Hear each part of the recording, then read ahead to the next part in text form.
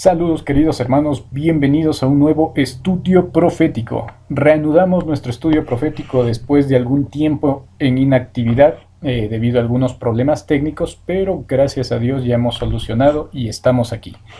Hoy vamos a reanudar con el capítulo 8. Vamos a comenzar el estudio de este fascinante capítulo, el cual nos narra nuevamente la historia del gran conflicto entre Cristo y Satanás en esta tierra, pero desde una nueva perspectiva.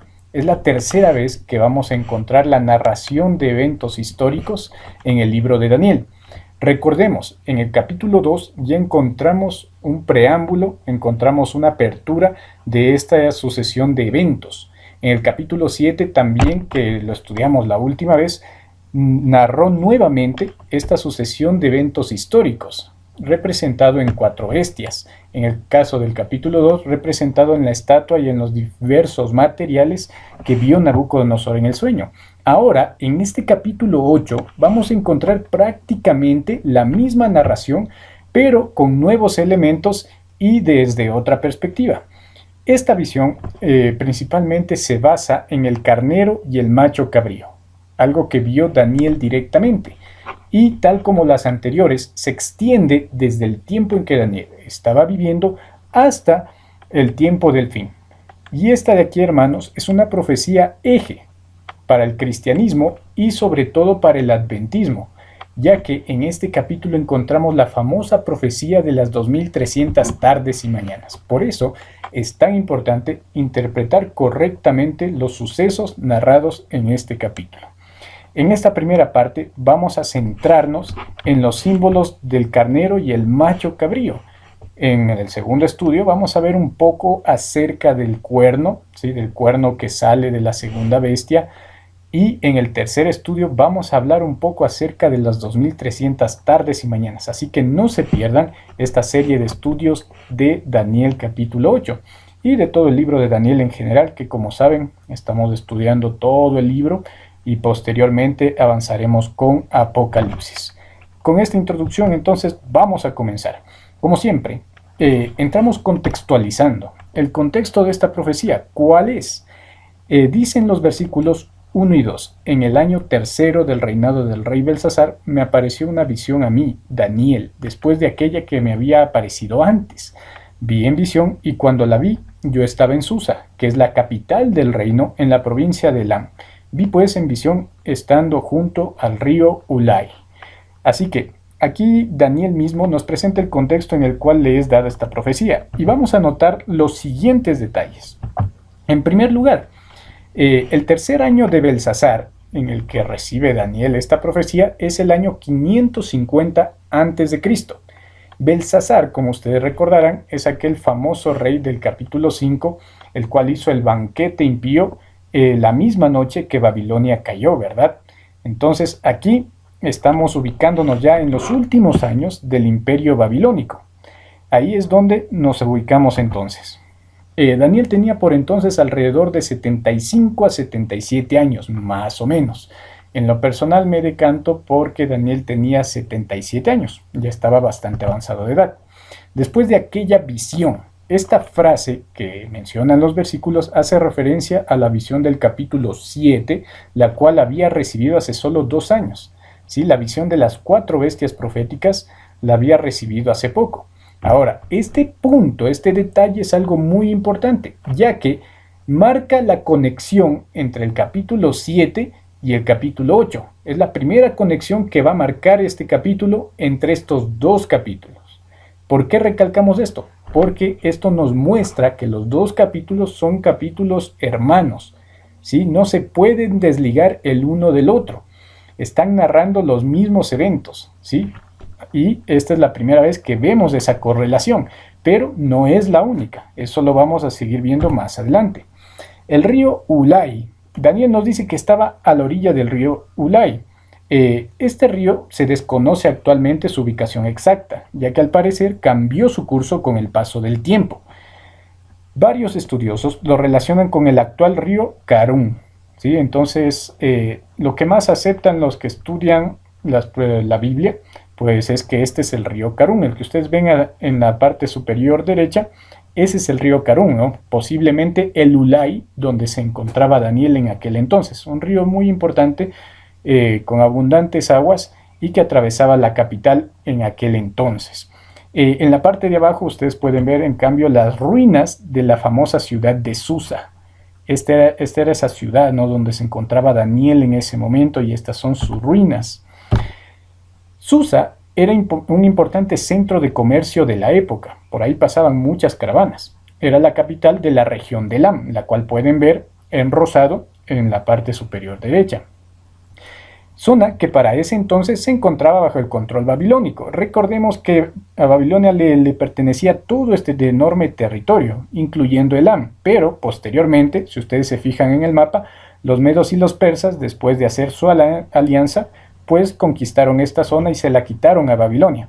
Pero para el tiempo en que Daniel escribe esta profecía, Elam todavía estaba en dominio babilónico. También, pues en la parte de abajo, ustedes pueden ver el famoso palacio de Susa.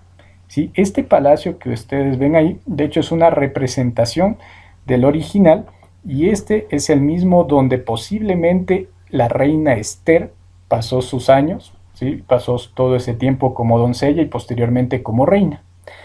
Bueno, eso como curiosidad. Es muy posible que Daniel estuviera en ese lugar, porque recuerden que él vivía en Babilonia, ¿sí?, en la capital, en la ciudad, ¿sí?, pero posiblemente estaba ahí en Susa, en la región de Elam, por alguna misión diplomática. Recuerden que Daniel era un importante funcionario del gobierno. Versículo 19, y esto también es importante para contextualizar el estudio. Y dijo, he aquí yo te enseñaré lo que ha de venir al fin de la ira, porque eso es para el tiempo del fin. ¿Ya? Miren este versículo es muy importante. ¿Por qué? Hay una corriente de teología, una corriente teológica que enseña que la profecía de Daniel capítulo 8, todos los eventos y situaciones que se encuentran ahí narradas, están ubicadas en el pasado y ya se cumplieron, especialmente la parte del cuerno pequeño, la cual es interpretada popularmente en el mundo cristiano como Antíoco Epífanes, un rey griego. Sin embargo, hay un error grandote en interpretar esta profecía en el pasado, y es que el mismo versículo 19 nos dice que esta profecía se extiende hasta el tiempo del fin. En otras palabras, no se limita la profecía solamente al pasado, sino también que es para el futuro, hasta nuestros tiempos. Esa profecía se alarga, y desde ahí ya notamos un error en esta forma tradicional de interpretar. Así que mucho ojo con eso. Introducimos entonces, una vez visto el contexto, vamos a hablar de los símbolos. Comenzamos con el carnero, ¿no? El carnero y el macho cabrío. Dicho sea de paso, y esto es importante cuando hablemos de las 2300 tardes y mañanas, es un detalle muy interesante que Dios le haya revelado a Daniel esta parte de la profecía usando símbolos relacionados al santuario.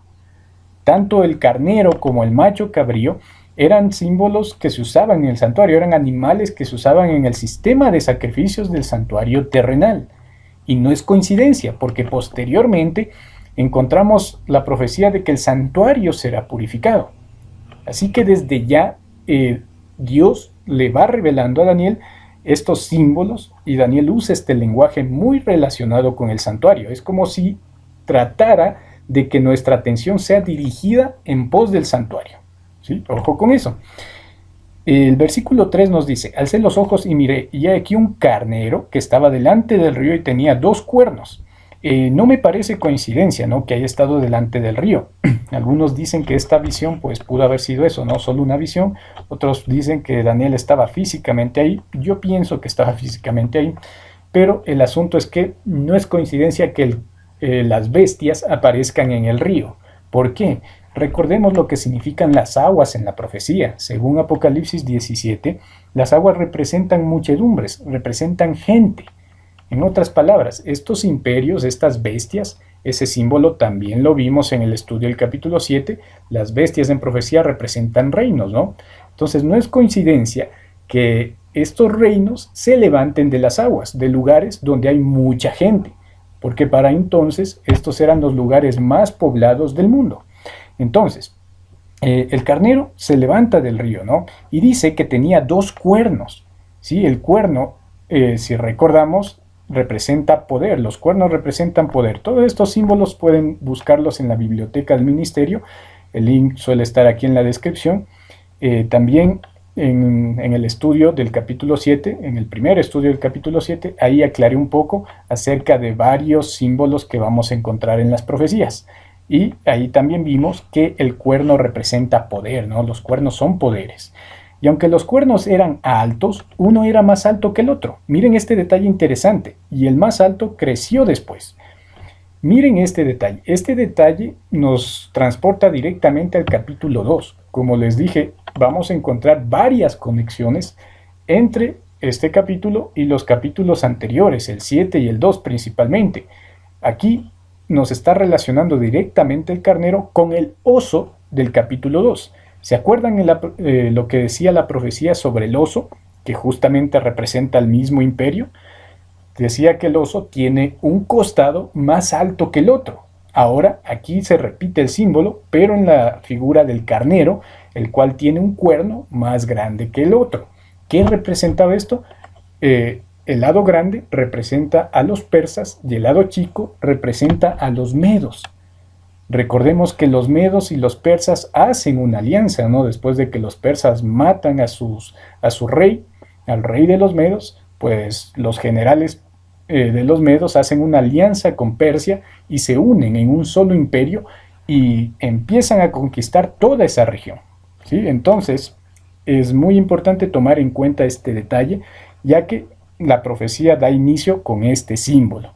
Y es más, el versículo 20 nos lo deja claro. En cuanto al carnero que viste que tenía 2 cuernos, estos son los reyes de Media y de Persia. Muy claro. Posteriormente, tal como dice el versículo, el más alto creció después. Es decir, Persia se fue haciendo más grande, más poderoso y más dominante que Media. Y es así que con el paso del tiempo, este solamente llegó a ser conocido como el imperio persa y no como el imperio medo-persa, ¿sí? Porque los persas llegaron a tener más influencia, más dominio que los medos en sí. Los medos prácticamente fueron absorbidos, ¿no?, por toda la cultura persa. Es así que aquí tenemos al primer símbolo, el carnero, medos y persas. Versículo 4, vi que el carnero hería con los cuernos al poniente, al norte y al sur, y que ninguna bestia podía parar delante de él, ni había quien escapase de su poder, y hacía conforme a su voluntad y se engrandecía. Cosa que la historia nos deja bastante claro que así fue. Para más detalles pueden ver los estudios del capítulo 2 y 7, donde narro un poco de cómo actuó este poder, ¿sí? Pero aquí se nos aportan nuevos detalles y en esos vamos a centrarnos. Se nos habla ya con direcciones geográficas, es bastante específico. Miren cómo la profecía es tan increíble, ¿no? Años antes de que se den los eventos, lo narra con una exactitud increíble. Se nos dice que conquistó, los medos y los persas conquistaron al oeste, ¿sí? En el oeste conquistó a Lidia en el año 547 a.C. y a Babilonia en el 539. Al sur conquistó a Egipto en el año 525 y al norte conquistó a los escitas en el año 513. Tal como pueden ver en el mapa de abajo, las conquistas fueron tal y como lo narra el versículo 4 de la profecía. Oeste, sur y norte con cada uno de esos imperios. Esa fue la expansión que tuvo el imperio persa. Ahora sí, entra en escena el macho cabrío. Versículo 5. Mientras yo consideraba esto, he aquí un macho cabrío venía del lado del poniente, sobre la faz de toda la tierra, sin tocar la tierra. Y aquel macho cabrío tenía un cuerno notable entre sus ojos. Entonces miren, aquí aparece este nuevo animal, nuevamente un animal que se encontraba en el santuario, y se nos dice que corría, ¿no? Corría a toda velocidad sin tocar tierra. ¿Qué quiere decir esto? Que era muy veloz, ¿sí? Sus conquistas eran muy veloces. Este imperio conquistaba de manera veloz. También se nos dice que salía del poniente, es decir, de occidente, y se nos dice que tenía un cuerno notable entre sus ojos. Miren la explicación que nos da el propio versículo 21. El macho cabrío es el rey de Grecia, y el cuerno grande que tenía entre sus ojos es el rey primero, ¿sí? El reino de Grecia es este macho cabrío que va y arremete contra el carnero, es decir, contra los persas. Los griegos conquistaron a los persas Y ese cuerno prominente que tenía este animal, pues representa a su rey primero. ¿Quién fue el primer rey de este imperio griego? Pues fue Alejandro Magno, el famoso Alejandro, del cual ya hemos hablado con anterioridad. Alejandro el Cuerno Notable. En el año 336 a.C. muere Filipo, padre de Alejandro, y él asciende al trono, muy joven por cierto. Tendría aproximadamente 20 años cuando él ascendió al trono. Inició su campaña de expansión desde el occidente, tal como lo menciona la profecía, ¿no? Desde donde se pone el sol, dice, ¿no es cierto? Desde occidente hacia el oriente, en la dirección que lo narra la misma profecía. La expansión del imperio griego fue veloz. En poco más de 10 años, Alejandro formó uno de los imperios más grandes de la historia. Y es que él comenzó una campaña militar tremenda y pasaba y conquistó muchas regiones. Ustedes saben que fue prácticamente dueño del mundo antiguo, del mundo civilizado antiguo. Alejandro entonces tuvo una expansión tremenda y era incansable porque salía de una campaña militar y se metía a otra, y así continuo hasta que llegó a la India. Es algo increíble. Los persas son heridos en las batallas de Gránico, Isos y Gaugamela. Tal como lo menciona el símbolo, este poder arremetió contra los persas, los hizo pedazos, ¿no? Y para el año 331, en la batalla de Gaugamela, pues finalmente el imperio griego se impuso sobre el imperio de los persas y llegaron a ser el nuevo poder hegemónico.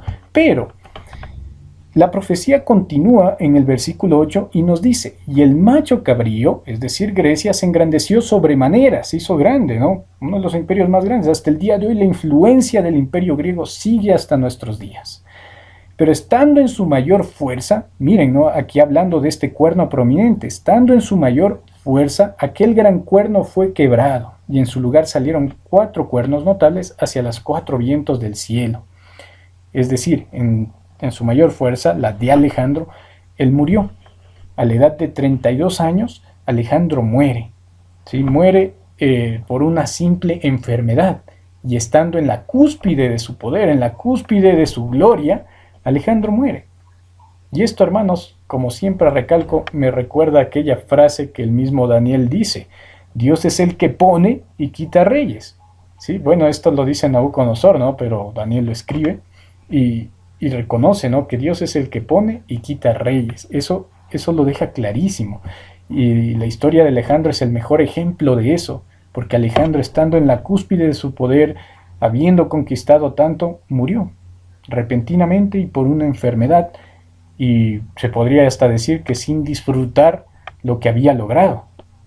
Y tal como lo dice la profecía, este cuerno fue quebrado, y en su lugar nacieron 4 cuernos a los 4 vientos del cielo. ¿Quiénes fueron estos 4 cuernos? Fueron los 4 generales que estaban debajo de Alejandro, es decir, sus hombres de confianza, ¿no? Como quien dice su mano derecha: Casandro, Lisímaco, Seleuco y Ptolomeo.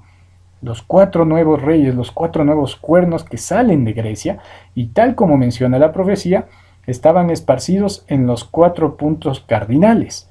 Miren, ahí pueden ver ustedes el mapa en la parte inferior derecha de cómo se dividió el imperio. Casandro, ¿sí? Lisímaco, Seleuco y Ptolomeo. Dicho sea de paso, en el capítulo 11 vamos a hablar acerca del rey del norte y el rey del sur. El rey del norte y el rey del sur por mucho tiempo fueron el imperio de los Seleucidas y el imperio Ptolomeo, que ustedes pueden ver en pantalla, ¿no? Los Seleucos al norte y los Ptolomeos al sur. Muy bien, vamos a continuar entonces. El cuerno en sus 2 fases, y hasta aquí vamos a llegar al estudio, ¿no? Vamos a hablar de esto y después vamos a dedicarle un solo estudio al cuerno pequeño para que esto sea un poco más ameno, más rápido y no haya tanta confusión. El cuerno en sus 2 fases, versículos 9 y 10. Y de uno de ellos salió un cuerno pequeño que creció mucho al sur y al oriente y hacia la tierra gloriosa, y se engrandeció hasta el ejército del cielo. Y parte del ejército y de las estrellas se echó por tierra y las pisoteó. Muy bien, en estos 2 textos los teólogos se han dado cuenta de algo interesante, y es que este cuerno que surge, que aparece después de la bestia, después de Grecia, tiene una acción en 2 fases, una acción tanto horizontal y una acción vertical. ¿Qué quiere decir esto? Horizontal en el sentido geográfico, en el sentido mundano, en el sentido de esta tierra, un sentido político, pero en este mundo, ¿sí? Y de manera vertical contra Dios, contra el ejército del cielo, ¿sí? Por eso fíjense lo que dice el texto, ¿no? Creció mucho al sur, al oriente y hacia la tierra gloriosa. Eso quiere decir expansión horizontal, pero no solo eso, sino también que se engrandeció hasta el ejército del cielo. Si se dan cuenta, este poder llega a atentar no solamente contra los poderes terrenales, sino contra los poderes celestiales, es decir, de una manera vertical. En otras palabras, este poder ya deja de ser simplemente un poder político más, como las bestias anteriores, como las bestias del capítulo 7 o como los materiales del capítulo 2. Esta bestia pasa a convertirse en un poder político, sí, pero también en un poder religioso. Por eso es que atenta contra el mismísimo cielo, contra el mismísimo Dios, contra su ejército, contra sus estrellas, lo cual pues simboliza algo, lo cual lo vamos a ver más adelante. Entonces, estos son los dos campos de acción de este cuerno. ¿Qué representan estas dos fases del cuerno, la expansión horizontal y vertical? La horizontal a Roma imperial. ¿Por qué? ¿Cómo sabemos esto? Porque después del imperio griego, pues sigue el imperio romano. Ustedes recordarán el capítulo 2 y el capítulo 7.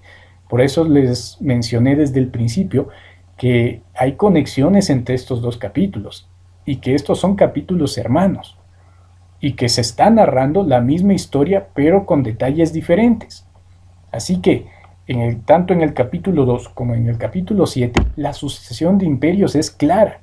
Babilonia, medos y persas, griegos, y después viene Roma. Así que al entrar este nuevo poder, ¿sí? Al entrar este nuevo poder, estamos hablando de Roma porque es el imperio que lo sucede. Y no solo eso, sino que el texto es clarísimo. El versículo 23 nos lo aclara y nos lo deja sin lugar a dudas. Al fin del reinado de estos, ¿sí? Al fin del reinado de estos. Fíjense en ese detalle. Está hablando del imperio griego y de las 4 divisiones que acabamos de mencionar. Se nos dice que al final del reinado de estos, no durante, no antes, no en el reinado de estos, sino después, al final del reinado de estos. ¿Por qué recalco tanto esto? Porque mucha gente interpreta este cuerno, ¿sí? que es el mismo cuerno que vimos en el capítulo 7 por todos sus detalles y características, lo cual vamos a especificar en el siguiente detalle. El cuerno del capítulo 7 y del capítulo 8 son el mismo poder, ¿sí? Son el mismo poder, pero muchas personas, muchos teólogos y cristianos se han empecinado en enseñar que este cuerno es un rey griego llamado Antíoco Epífanes, pero eso es absurdo, no puede ser un rey griego porque el texto claramente en el versículo 23 nos habla de que este poder sale después del reinado de Grecia. Tiene que aparecer después de que termine Grecia. ¿Y qué poder apareció después de Grecia? Roma. Es así de sencillo, no hay a dónde confundirse. Sin embargo, muchos han torcido las escrituras. Y algunas personas dicen, pero entonces, ¿por qué pasa a hablar directamente del cuerno pequeño? ¿Por qué no habla de Roma? ¿Por qué no se lo representa con otra bestia? Y pues eso es sencillo. Recordemos que en el capítulo 7, este cuerno pequeño sale a partir de la cuarta bestia, ¿sí? Es parte de la cuarta bestia. No es un poder aparte, sino que son lo mismo. Entonces, al hablar de Roma, en el capítulo 8, simplemente estamos hablando del mismo poder, pero en 2 fases, en 2 etapas o en 2 facetas. La Roma imperial y la Roma papal, pero al fin y al cabo no deja de ser Roma. Sí, espero darme a entender claramente porque este punto a veces confunde a aquellos cristianos que han sido adoctrinados en la interpretación historicista, en interpretación preterista o futurista. ¿Sí? Por eso es importantísimo tener claro esta sucesión de eventos y que cada capítulo va complementando al siguiente y están relacionados entre sí. Entonces, para no alargar más este estudio, ¿no? Y terminando con la sección de hoy, los romanos vinieron desde el noreste, tal como lo narra la profecía, que vino desde el occidente, ¿no? De uno de los 4 vientos. cuando eran todavía pequeños y conquistaron al... Miren, nuevamente encontramos los puntos cardinales hacia donde se iba a expandir este imperio. Y tal como lo menciona la profecía, Roma se expandió de esa manera. Al sur conquistó África y Egipto en el año 30 a.C. Al oriente, a Grecia y todo lo que es Asia Menor y Siria en el año 65 a.C. La tierra gloriosa representa Palestina. Y esta expresión también aparece en el capítulo 11 cuando habla del rey del norte y el rey del sur. Y para este tiempo la tierra gloriosa obviamente seguía siendo Palestina, ¿no? Y toda la zona de Judea en el año 63 a.C. Finalmente, durante estos periodos, ¿no? Durante todo el periodo de este cuerno, tanto en su acción horizontal como vertical, imperial y papal, pues el pueblo de Dios sufrió, fue pisoteado por este poder. Durante el yugo romano, pues, desde la aparición del mismísimo Cristo, Cristo fue crucificado por este poder, fue perseguido por este poder, en conjunción con los judíos, ¿no? Y así sucesivamente, luego sus discípulos, luego los discípulos de sus discípulos, y así sucesivamente fueron años y años de persecuciones hacia los cristianos. Por eso el texto menciona que las estrellas, que el pueblo de Dios fue pisoteado por este poder, y así lo hizo. Pisotearon a los cristianos y luego, en la siguiente fase de este poder, es decir, en la fase religiosa, en la fase de Roma papal, los cristianos seguían siendo perseguidos, pero lamentablemente por aquellos que decían ser cristianos, cristianos persiguiendo a cristianos fieles, cristianos falsos persiguiendo a cristianos verdaderos. A partir del año 313 en adelante comenzó esta persecución. Y pues, esa es la primera parte de este estudio. Daniel capítulo 8, el carnero y el macho cabrío. Llega hasta este punto, ¿no? Hasta el cuerno, y vamos a ver más detalles de este cuerno, y vamos a notar también que este cuerno es el mismo que ya encontramos en el capítulo 7, que si quieren revisar ese estudio pueden hacerlo, aquí está en la lista de reproducción de los estudios proféticos, pero solamente dejar una pequeña reflexión, y es que Dios, hermanos, está al control de la historia, Dios está guiando la historia. Dios todo el tiempo está pendiente de la historia y eso no debemos tenerlo duda. Por eso podemos confiar en que la historia de este mundo va a llegar a buen término, porque está en las manos de Dios. Y en segundo lugar, que los hijos de Dios durante todas las edades han sido perseguidos. Por eso no es de asombrar que actualmente se dé lo mismo. Y en el futuro sabremos que se dará con más fuerza. Así que no debemos desmayar. Dios a través de las edades ha permitido la persecución, pero también ha cuidado mucho de sus hijos. Sin más que decir, queridos hermanos, este ha sido el estudio profético del día de hoy. Que Dios les bendiga, no olviden suscribirse al canal, darle me gusta, comentar, compartir y pues estén pendientes a la segunda parte de este fascinante capítulo. Dios les bendiga y hasta la próxima.